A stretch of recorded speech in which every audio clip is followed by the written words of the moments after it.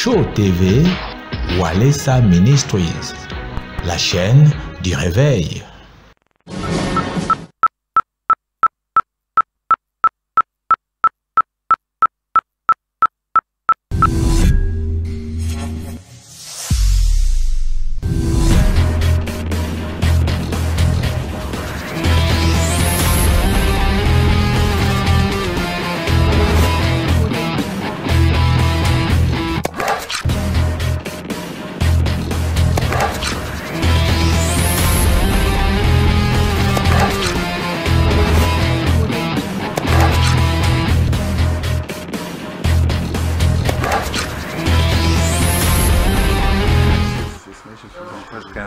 Bonsoir et bienvenue à votre émission qui nous juste vous mettre au parfum de l'actualité. Si nous sommes là, c'est juste pour répondre à notre devoir de vous informer.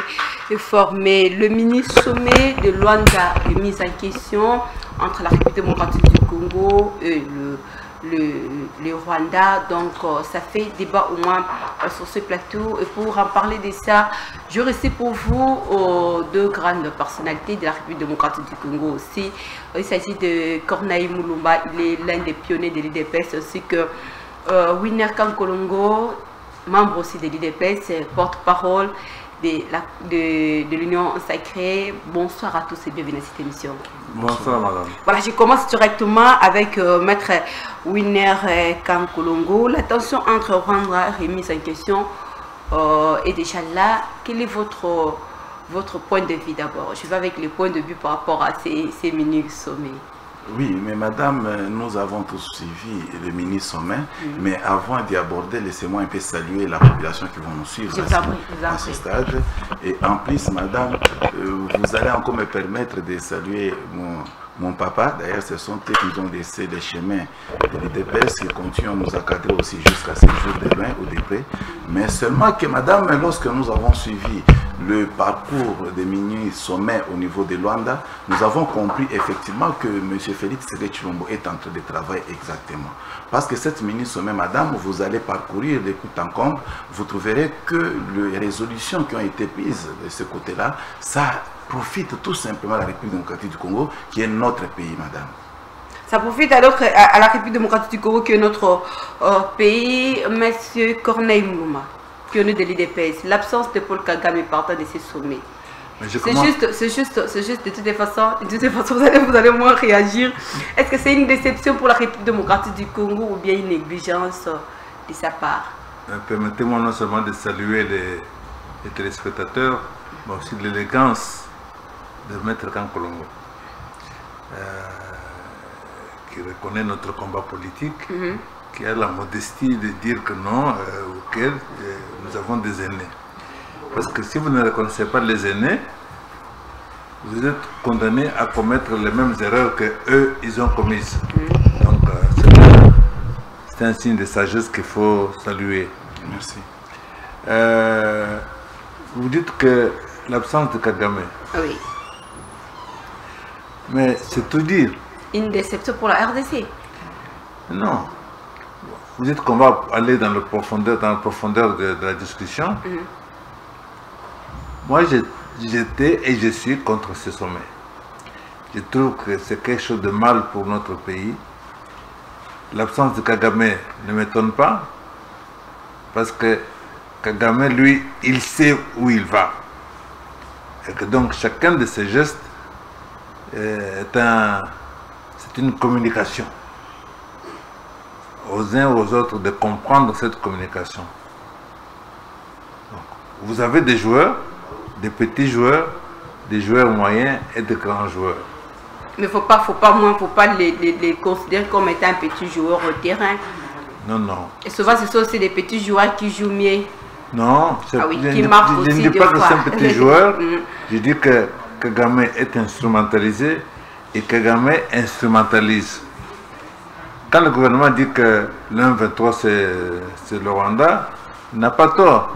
Donc ça veut dire que l'M23, ce qu'on dit M23, c'est un instrument que le Rwanda utilise. Et encore que j'aimerais relativiser cette affaire parce que c'est une erreur que nous commettons de parler du Rwanda. Au lieu de parler, pour ce qui est de tout plus près ici, du régime de Kagame, d'une part, et de parler des multinationales et les grandes puissances qui sont derrière. Vous êtes contre, comme vous l'avez évoqué au départ, que vous êtes contre, face à ces sommets, Winekam Kolongo, l'absence totale de Paul Kagame. Est-ce que c'est juste une déception pour la République démocratique du Congo ou bien juste un sabotage pour le médiateur de ces sommets? Et ici, madame, on ne voit pas les pays. Ici, on ne voit pas des personnes, nous voyons des pays. Oui, exactement. Kagame a été à Rwanda. Rwanda, bien sûr, madame, a été représenté par le ministre des Affaires étrangères du Rwanda, madame. Et vous allez se souvenir, il n'y a pas longtemps qu'hier, il y a eu un sommet au niveau de francophonie, là où son Excellence, M. Félix Tshisekedi n'a pas pris part, mais il a envoyé son ministre, son premier ministre. Mais dans la commission mixte, autrefois, il était là. Non, madame, c'est-à-dire quoi? Il faut être présent là où les discussions, ça s'est fait. L'absence de l'un ou de l'autre, ça porte quoi pendant qu'on est en train de discuter? Parce que Kagame n'est pas venu. Parce que Kagame avait délégué les gens. Quelles sont les sortes de conclusions qui ont été prises, madame? Est-ce que des conclusions prises par ces mini-sommets n'engagent pas le pays délégué qui était le Rwanda? Nous, nous disons que le Rwanda a été bel et bien respecté et le sommet l'engage effectivement dans sa totalité. Et prévenez, nous sommes en train de voir même des fruits qui produisent. Ces mini-sommets qui viennent de se tenir, il n'y a pas 3 jours passés, madame. Et nous sommes en train de constater sur le terrain, effectivement, la réponse exacte par rapport à ces mini-sommets. Lorsque vous allez, madame, toucher des points qui ont été arrêtés comme résolution, madame, vous verrez que parmi les points saillants, madame, il y a des rebelles du M23 qui sont en train de s'exécuter, madame. L'ultimatum a été lancé pour hier à 18 h. Mais madame, lorsque vous allez consulter l'actualité, on va vous faire voir qu'effectivement, le M23, eux-mêmes, madame, acceptent. Ils ont accepté d'équiter dans des zones qu'ils ont occupées hier. Et ils ont même tout simplement lancé une préalable pour dire que voilà, nous acceptons de quitter et nous sommes en train de partir. Mais seulement nous voulons à ce que les médiateurs qui ont fait cette médiation des mini-sommets puissent nous recevoir aussi. Là, ce n'est pas une demande qu'ils adressent à la République démocratique du Congo. Ils l'adressent aux organisateurs, aux gens qui ont convoqué le mini-sommet dont nous sommes en train de parler. Voilà, je vais y revenir avec vous parce que vous soutenez quand même ces sommets alors que le doyen, les pionniers au moins est contre ces sommets. Pourquoi manifestez-vous au moins cet mécontentement face à ces sommets? Parce qu'on perd du temps, on perd de l'énergie et on prend des risques inutiles. Lorsqu'il y a une guerre, d'abord il faut savoir à qui est-ce que... Qui nous fait cette guerre? Mais l'ennemi est connu. C'est qui? On est en face de M23, on est en face de Rwanda, c'est ça. C'est l'erreur que l'on commet. C'est l'erreur qu'on commet. Pourquoi? Parce que les vrais décideurs de la guerre, ce n'est pas le M23, ce n'est pas le Rwanda. C'est qui alors? Pour trouver les tireurs de ficelles, il faut sortir de l'Afrique, il faut aller à l'extérieur. Il faut aller aux États-Unis, en France et voilà, auprès des multinationales. Ce sont eux qui sont les vrais maîtres de cette guerre. Ce sont eux qui arment, c'est eux qui financent et ce sont eux qui encadrent. À partir de ce moment-là, tout ce que vous négociez avec le M23, le reste, ça n'a qu'une importance par rapport à leur volonté à eux. Donc, si vous vous intéressez à leur volonté à eux, vous devez connaître quels sont leurs objectifs, quels sont les enjeux de cette guerre. Quand vous comprenez les enjeux de la guerre, alors vous comprenez aussi que tout le reste, ce qu'on fait là, c'est rien du tout. Parce Où se trouvent les dangers alors, le fait de négocier avec les M23 ainsi que le Rwanda pour les Les dangers.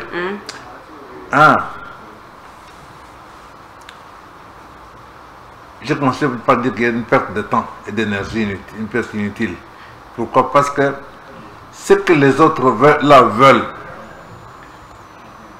ils peuvent décider aujourd'hui que Kagame stop et il stop. Parce que Kagame dirige un petit pays minuscule qui n'a aucun moyen de faire la guerre à la RDC. Aucun.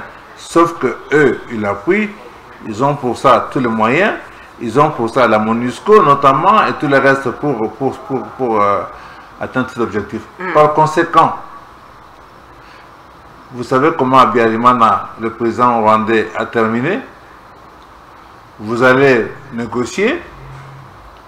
Une fois qu'eux, ils ont atteint une étape, on peut vous éliminer et d'autres continuent. Je veux dire que nous avons perdu 4 ans depuis l'arrivée du président Tshisekedi à la tête du pays, parce que nous savions tout ça.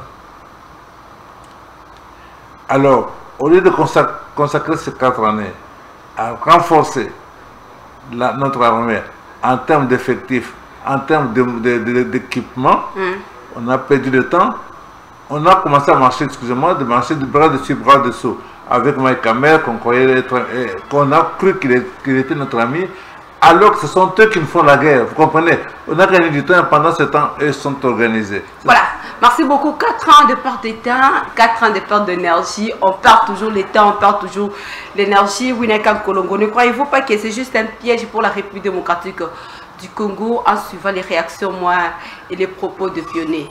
Non, pas du tout. Peut-être que mon papa, que j'aime l'appeler comme ça, parce que en politique, lorsque vous avez l'âge d'office, vous êtes notre père aussi biologique, mais seulement, politiquement bien sûr, mais seulement peut-être que le papa Corneille a fait une très très mauvaise lecture pour penser que le temps que Tshisekedi a fait au pouvoir de 4 ans, c'était du temps perdu, tout en faisant ce qu'on appelait la diplomatie, pour chercher comment mettre fin dans toutes les hostilités. Mais madame, ça doit être signalé, madame, que Félix Tshisekedi entre au pouvoir et trouve des troupes rebelles partout, madame.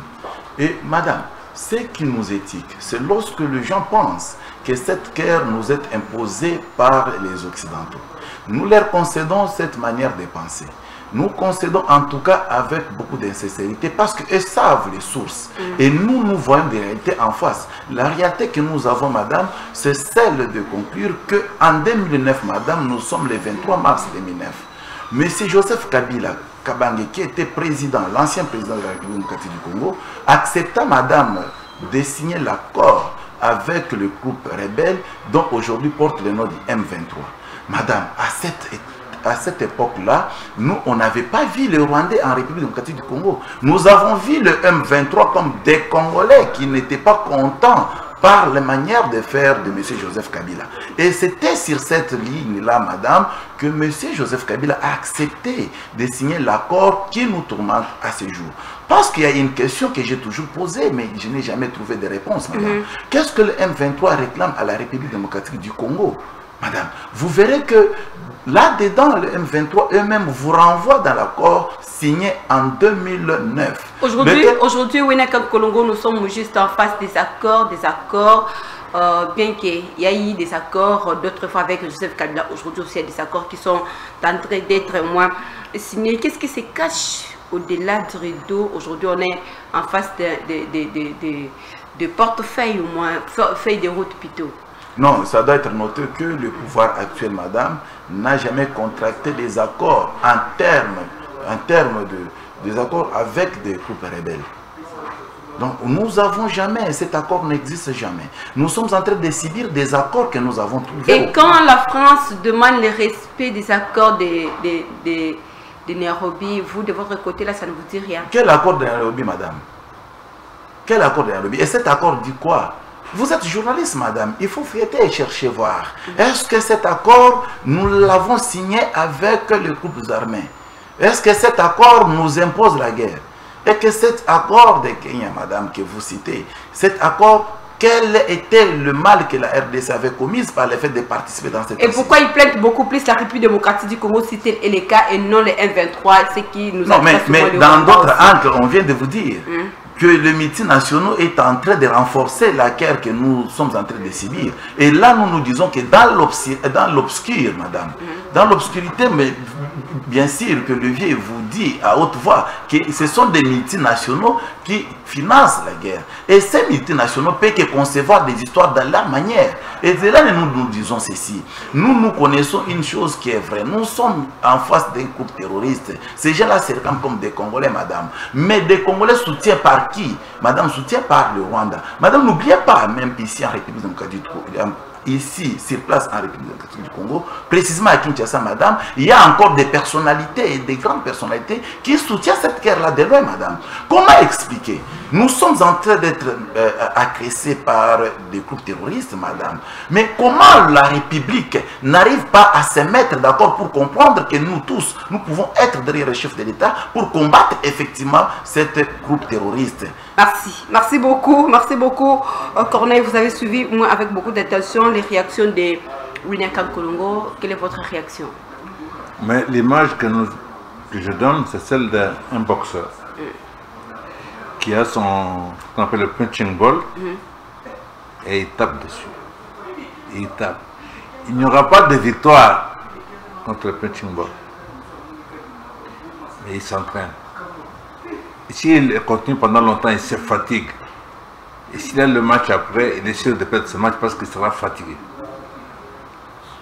Tant que nous n'aurons pas compris que nous avons affaire à ce qu'on appelle une guerre de basse intensité, les Américains ou les multinationales ne vous affrontent pas, n'envoient pas leurs troupes, mais financent des petits groupes dits rebelles. Ils leur donnent les moyens. Et vous, vous puisez dans votre budget pour faire cette guerre-là. Et puis durer 5 ans, 10 ans, 20 ans, comme c'est le cas aujourd'hui chez nous. C'est la même guerre qui continue.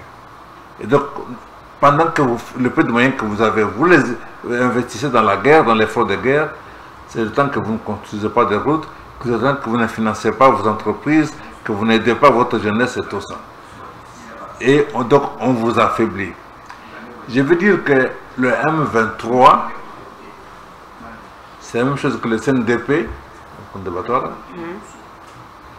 la même chose que l'RCD, qui nous a fait la guerre en Antique et tout ça.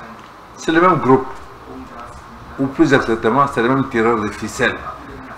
À partir de ce moment-là, on peut signer aujourd'hui, déclarer que ok, d'accord. Demain matin, un nouveau groupe né qui va s'appeler M24 ou je ne sais pas comment, il y aura un autre nom, et on va continuer à s'affaiblir. Pendant ce temps, le Rwanda ne s'appauvrit pas parce qu'il reçoit les moyens. Croyez-vous que c'est un piège pour la République démocratique du Congo? S'il vous plaît? Un piège pour la RDC. C'est ça que j'ai dit, que nous avons perdu 4 ans dans ce sens-là. Il n'y a qu'une possibilité, c'est que la RDC, ce géant de l'Afrique, assume ses responsabilités. Et pour pouvoir les assumer, il doit se doter d'une armée à la hauteur de la RDC. C'est-à-dire, pour moi, moins 2 à 3 millions de soldats. Nous en avons des jeunes qui peuvent que nous pouvons encadrer. Et nous avons des minerais pour les troquer contre les armes, à gauche, à droite. Et personne ne me dira qu'il y a embargo. Il n'y a pas d'embargo. Je veux dire quoi? Il n'y a pas d'embargo qui tienne. C'est-à-dire que nous n'avons pas à tenir compte de ça. Les armes, on doit se les approvisionner de n'importe où. On peut s'arranger avec certains pays africains. On peut livrer à ces pays-là et ils peuvent les amener ici. Peu importe. Nous avons un centre de formation de commandos à Kotakoli. Ce centre est chôme pour le moment. Voilà. Je veux dire que pour terminer, pour dire seulement que quand je dis qu'on on a perdu du temps, c'est ça. Combien de militaires nous aurions engagés jusqu'à présent? Combien de jeunes, de commandos on aurait formés? Combien d'armes on serait équipés? Si on n'avait pas cru, si on ne s'était pas endormi en croyant qu'Amer était notre ami, à marcher dessus, bras dessus, bras dessous, et se balader dans tous les pays comme je ne sais où. On nous a distraits pendant qu'eux nous organisaient. Et comme ce sont eux, les Américains, ce sont les compagnies, ceux qui les représentent, qui nous font la guerre en réalité, alors nous partons perdants. Aujourd'hui c'est le M23, demain il y aura M24, M25, M26, M27. Et puis voilà. Il faut renforcer au moins notre armée, Maître Winer. Aujourd'hui, on a quand même l'armée kenyane aussi qui se retrouve aujourd'hui, au moment où nous parlons en Goma. Madame, ici... Est-ce que c'est une faiblesse pour la République démocratique du Congo de ne pas renforcer au moins son armée, vu tout ce que au moins le pionnier vient d'évoquer ici? Je viens d'écouter ce que le vieux vient d'évoquer, mais seulement, madame, je vous dis ceci. En termes de personnes dans notre armée, nous sommes au nombre peut-être de 135 000 militaires en République démocratique du Congo, qui dépassent Rwanda Burundi, Uganda et consorts, presque beaucoup de pays frontaliers. Mais seulement ici, madame, avant que Kabila quitte le pouvoir, parce que je suis en train de sentir que les vieux Corneille est en train de protéger Kabila pour ne pas toucher les points. Alors, avant que Kabila quitte le pouvoir, madame, il nous a laissé beaucoup de problèmes. Entre autres, madame, on ne nous permet pas d'acheter les armes. Nous sommes sous embargo. Fort malheureusement, madame, l'embargo que nous sommes en train de subir, ce n'est pas l'embargo en termes initié contre la République démocratique du Congo, non. C'est l'embargo qui a été infligé contre des personnes physiques de la République démocratique du Congo. Qui faisait quoi, madame? Ils prenaient nos armes pour donner aux groupes rebelles et nous faire nous-mêmes la guerre. Vous pouvez expliquer comment est-ce que nos armes arrivaient en main des individus pour financer des groupes rebelles? Et c'est comme ça que les Occidentaux ont vite compris. Ils se sont dit non, on ne peut pas comprendre que les mêmes personnes, les mêmes individus, les mêmes Congolais, ils nous achètent des armes, mais ils utilisent ces mêmes armes pour s'entretuer. Et par conséquent, on ne va plus les vendre, les armes. C'est une haute trahison. Une haute trahison à consommer, madame. Et à cette époque-là, madame, je suis en train de dire au effort que Kabila au pouvoir, et il donnait cette luxe-là à ses siens. À ses siens, madame. On a cité John Numbi, vous avez d'ailleurs le rapport Mapping, madame, qui dit beaucoup. Et les vieux, ils étaient parmi les gens à l'époque qui défendaient ce rapport Mapping. Et ces rapports restent aussi dans les dires et non dans les faire. C'est ça, l'applicabilité de cet rapport Mapping, madame, ça pose encore problème. Ça pose problème pourquoi, madame? Parce qu'il n'y a pas aussi la volonté ferme, politique qui peut nous amener jusqu'au point de faire exécuter ce rapport Mapping. Et de là, nous nous disons ceci, madame. Nous nous disons que la RDC est forte. Aujourd'hui, si nous avons des armes, on va vraiment chasser les groupes rebelles. Maintenant, croyez-vous, voilà, comme vous venez juste d'évoquer là, croyez-vous dans l'affirmative que la RDC va vaincre au moins cette guerre diplomatiquement? Mais nous sommes en train de vaincre. Je vous dis que nous sommes déjà à la maison. Il n'y a plus encore question de débat. Le mi-sommet dont nous sommes en train de parler, madame, a mis M23 dehors. Je vous dis tout de suite, peut-être que vous n'avez pas encore suivi les infos, madame. Si, vous allez suivre le type là, le numéro 1 du M23, qui est son nom est bizarre, des choses comme ça. Je ne maîtrise même pas son nom, ce type-là. Et le monsieur a accepté, il dit voilà, en tout cas, nous, on n'a pas d'autre choix. Le choix que nous avons, c'est de quitter les sols. Non, de toutes les façons, il n'a pas donné vraiment une position exacte parce qu'ils ont demandé aussi de pouvoir rencontrer au moins le médiateur. Ça c'est le préalable qu'ils avancent. Ils disent ceci, nous quittons les sols congolais. Mais nous avons aussi des préalables. Lesquels préalables? Il faut que le médiateur, il ne demande pas à notre pays de participer dans leurs revendications. Elle demande tout simplement d'aller rencontrer les gens qui ont joué ce rôle de médiateur. Là, la RDC n'est plus concernée. Donc la RDC, pour nous, nous supposons que le M23 qui a longtemps traqué la République démocratique du Congo, nous vous avons même donné des dates. Le vieux a même arrangé pour vous dire que le même groupe rebelle qui est tenté de changer les noms a commencé bien longtemps. Mais à la différence maintenant avec M23, lorsque les groupes armés battaient à l'époque, madame, c'était des fictions. Ils venaient justement pour tourmenter la RDC afin de gagner gain de cause. Mais voilà les gains de cause dont nous parlons, c'est ce que le ballon d'or que Kabila avait livré au M23. C'est le document que le M23 est en train de se promener avec. Merci beaucoup, Pionnier, réagissez si vite. Parce qu'on vous acquise aussi de pouvoir protéger au moins les ballons d'or. Bien. Oui. Maman, j'invite Maître, mon fils bien-aimé, à lire ce bouquin. Je me suis donné la peine de l'écrire. Ça m'a pris des nuits blanches, ça m'a pris beaucoup de temps. Ce n'est pas pour rien. J'invite à lire ce livre. Je suis convaincu que, étant donné sa bonne volonté évidente, ce livre va beaucoup l'aider. Pilier et dynamique pour un grand Congo. Je pense que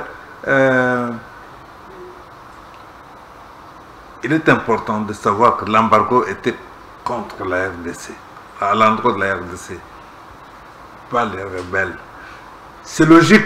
Si les rebelles ont derrière eux le Rwanda et l'Ouganda, si le Rwanda et l'Ouganda ont derrière eux les États-Unis, la France, les multinationales et compagnies, les Britanniques, alors logiquement, ils ne peuvent pas nous laisser avoir les armes pour combattre les gens qui travaillent pour eux. C'est le bon sens, c'est logique. D'ailleurs, récemment, on a raisonné un avion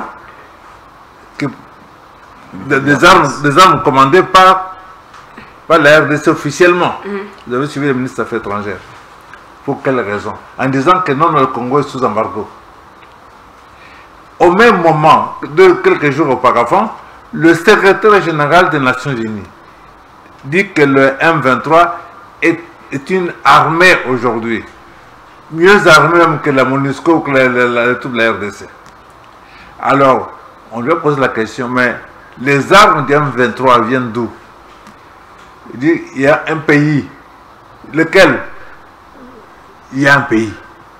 Donc, ça veut dire quoi? Ça veut dire que si le M23 les armes, si le Rwanda a les armes, le Rwanda a quoi? Il a le café et le thé.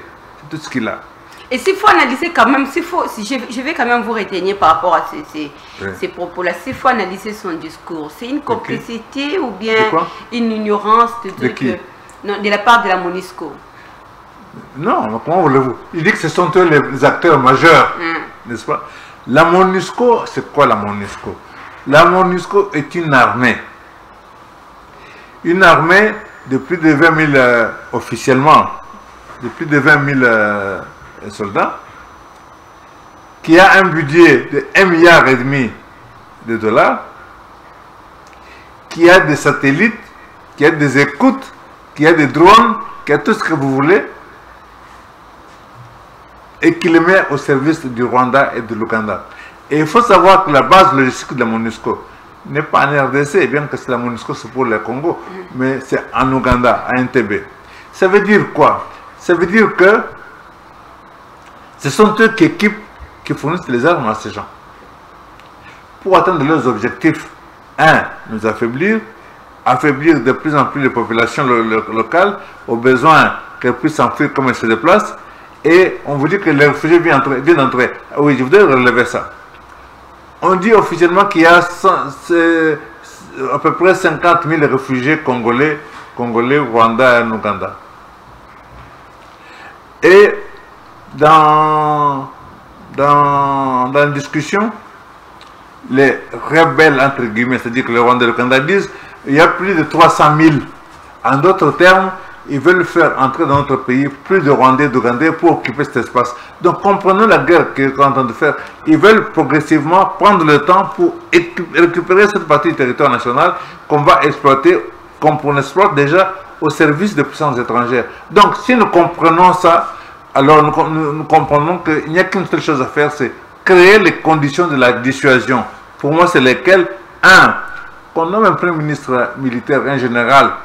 2. Qu'on transfère dans cette partie du territoire au minimum 30 000 soldats, c'est entre le Nord Kivu et le Ituri. Au moins 30 000 militaires.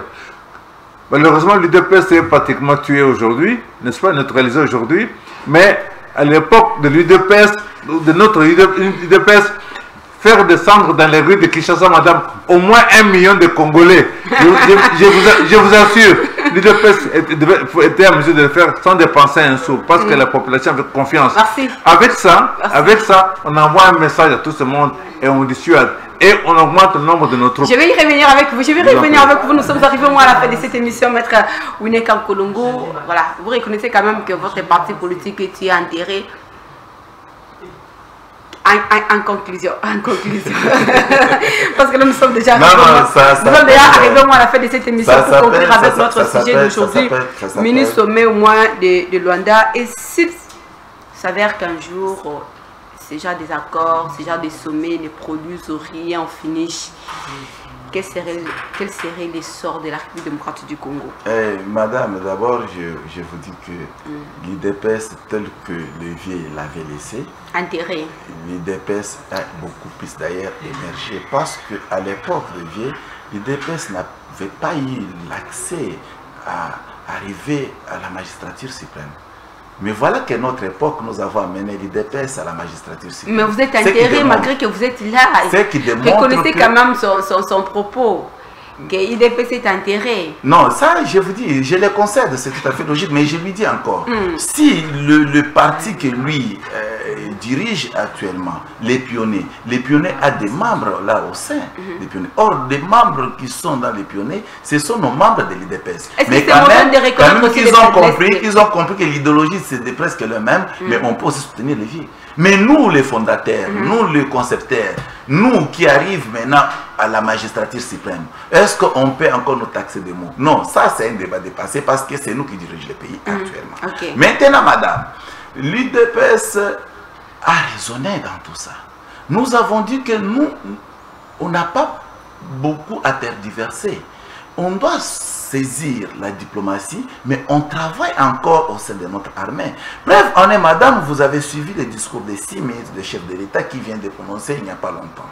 Et dans ce discours, le chef de l'État fait l'appel à la population congolaise, ainsi qu'aux membres de notre parti pionnier, de venir dans l'armée pour enfin avoir plusieurs militaires qui auront pour but de protéger la souveraineté nationale.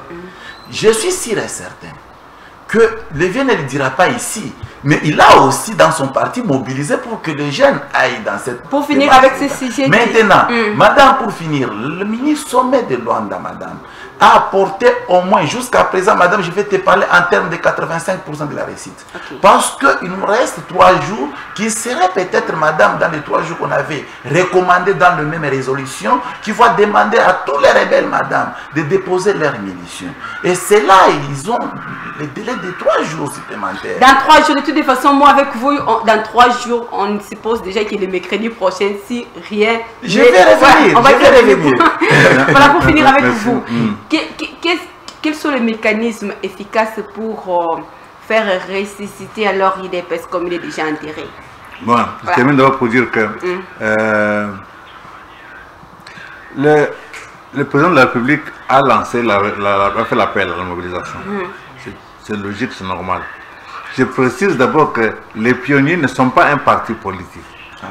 Nous sommes un courant, le courant de ceux qui ont les valeurs de l'UDPS, ceux qui ont mené le combat de l'UDPS, ceux qui ont l'idéologie de l'UDPS.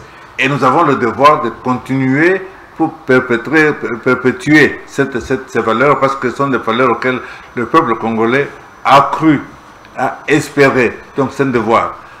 Ensuite, je viens de dire ici que nous avons... donc il y a l'appel. Mais si on recrute des jeunes aujourd'hui, il faut mettre 3, 4, 5, 6 mois pour les former convenablement. Mais immédiatement là, nous avons une armée de près de 130, 140, 150 000 soldats. Prenons 30 000 soldats aujourd'hui, ça nous pouvons le décider aujourd'hui, on ne doit pas attendre. Déplaçons-les vers cette partie du territoire national, dans l'Ituri et Nord Kivu. Nommons un général, un premier ministre militaire. Pourquoi je dis ça? Parce que qu'est-ce que nous avons en face? Nous avons le Rwanda, un militaire, le Burundi, un militaire, l'Ouganda, un militaire, l'Angola, un militaire, et nous avons un civil. C'est comme si nous avions des loups et en face un agneau. Alors, qu'est-ce qui se passe? Pour dire seulement que prenons ces mesures-là, ça ne peut pas prendre tout de suite. L'appel, c'est bien, mais le résultat, il faut attendre. Et la situation n'attend pas. D'accord. Madame, l'armée est apolitique. L'armée ne fait pas la politique. Ça sera par quel mécanisme? Mais il a fait recours à d'autres pays aussi. Madame, c'est ce qui a été conçu dans leur pays. Nous avons la constitution que nous sommes obligés de se soumettre, madame. Dans notre constitution, la constitution nous dit ceci. Le premier ministre est issu de l'Assemblée nationale. Vous comprenez au moins? Maintenant, dites-moi, l'Assemblée nationale, le Parlement est constitué, madame, des politiques, des personnalités politiques. Or, l'armée est en politique, madame. Comment on va avoir un premier ministre militaire?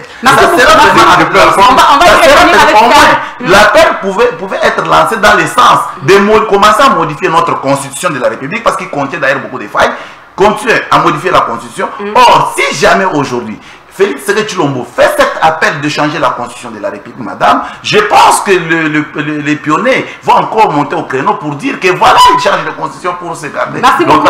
Merci beaucoup. Ce n'est fini pour aujourd'hui. On va y revenir le mercredi pour échanger tout autour de ça. Quels seraient les risques de la République démocratique du Congo si on a au moins un premier ministre militaire à la tête de ce pays? Merci d'être là au moins. Nous vous disons merci de nous avoir suivis. Bonne suite de programme sur nos antennes. Au revoir.